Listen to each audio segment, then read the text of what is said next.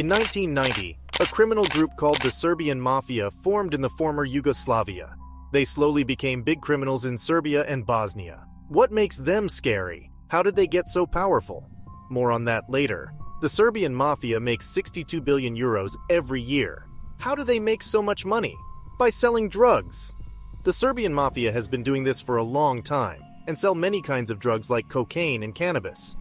In June 2013, when Forbes published a list of the world's richest mafia bosses, a Serbian drug lord Darko Saric held the 5th place with a whopping net worth of $27 billion. The Serbian Mafia makes more money than even Michael Jordan, the richest basketball player, who has $2.2 billion.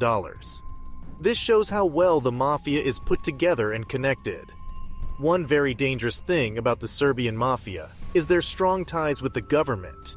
In fact, some locals believe that messing with the Serbian Mafia is like messing with the government of Serbia. This arrangement dates back to the early days when the Mafia formed, back when the Yugoslav War was still going on. The Yugoslav War had the nations Serbia, Croatia, and Bosnia fighting for territory. It was so intense that in 1992, international sanctions were placed on Serbia. As the Serbian economy became isolated from the rest of the world, it caused untold hardship and forced many more young people into a life of crime. This was how the Mafia began to grow in numbers. In the past, the Yugoslav intelligence service used to hire the Serbian Mafia to do bad things for them. Since the Mafia members were tough and used to fighting, it was easy for them. They would go to countries like Germany, Austria, and the United States to do these jobs. When these guys get captured by foreign police, the Yugoslav police would make an official APB, all points bulletin, requesting for these specific Mafia members to be captured and prosecuted for the crimes they committed in their home country. For instance, if a Mafia agent robbed a bank in Germany and got arrested by the German police, the Serbian police would send an official APB to the country. They will ask for the person to be given to them. The police want him to pay for the crimes he committed in his hometown and the new crime in Germany. The Germans would naturally give the person to them. When the Serbian intelligence service gets the criminals, they don't punish them. Instead, they let them go and ask them to do more bad things in other countries. They even give them free places to live and new passports. This kept happening, and the Mafia used it to their advantage.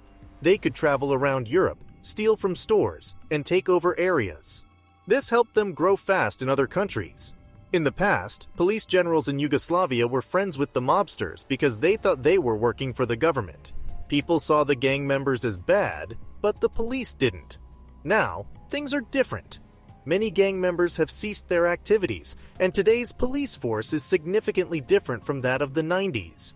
Most importantly, since the war has ended, the gang situation has spiraled out of control, marked by excessive killings, robberies, and even involvement in human trafficking.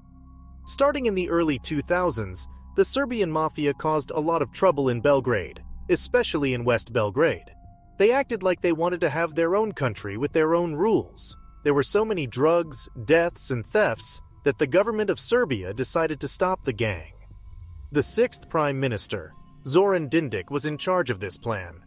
Before he could even begin his fight against the Mafia, Zoran Dindic was tragically stopped in his tracks.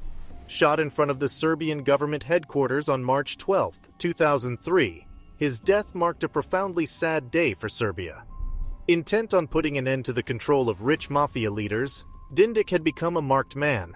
They discovered his plans through well-placed spies and, in a cruel twist of fate, silenced him before he could act. Experts who investigated the murder admitted to the press that it was an inside job. They knew exactly where he would be and waited for the perfect moment. To the Mafia, the death of the Prime Minister was the only way of escape. Killing the president meant a change of government and a good chance the incoming government wouldn't be so bold, or may even be a friend of the Mafia. However, the Prime Minister's death did nothing to change the original plans. In fact, law enforcement agents were infuriated by the murder and launched a massive assault on the Mafia just a few days after the assassination. This massive invasion by the police revealed huge hidden collections of hard drugs, heavy ammunition, thousands of dollars, and several pieces of evidence that linked the Mafia to international crimes. The police arrested over 3,000 criminals, including some top members of the Zemun clan, a strong group in the Mafia. About 45 of these people were linked to the Prime Minister's death. This was the biggest action by the police in Serbia's history. But they never caught the gang leader at that time, Dusan Spasojevic. Spasojevic was a cruel killer. He once kidnapped a judge who had tried some of his gang members and made the man strip naked beside his pool with a gun pushed into his mouth. Bear in mind that this judge was in his 60s, so you can imagine the humiliation. The police, however, located this mafia hideout and rescued the judge, although the police raid led to the arrest of a good number of the Serbian Mafia. They never managed to recover any strong evidence of the Mafia's links with high-level politicians and police officers. Someone must have tipped the Mafia that the police were coming, and so they hid every incriminating evidence. The Serbian Mafia's influence reaches far beyond government and police, extending into diverse fields like sports and music. Despite earnest efforts by the police to curb their power, the situation shows little sign of improvement. In fact, the Mafia's connections continue to spread, not only across the globe, but possibly even deeper within the very fabric of the Serbian government itself. In 2022, a leader of a smaller gang, Velja Nevolja, told a court in Belgrade that he and his group worked for the government. Valja Nevolja, which translates into Velja the Trouble, was accused of several criminal acts like murder, kidnapping, illegal possession of weapons, and drug trafficking. However, during his trial, he gave some shocking revelations. He told the court that his group were simply carrying out tasks given to them by high officials of the state.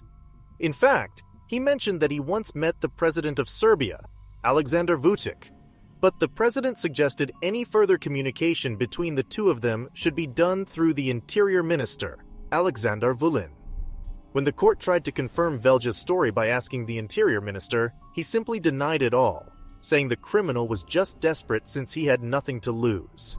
However, Velja's story tallies with that of some other gang leaders who have been interrogated by the law. They all confess to working for some higher powers.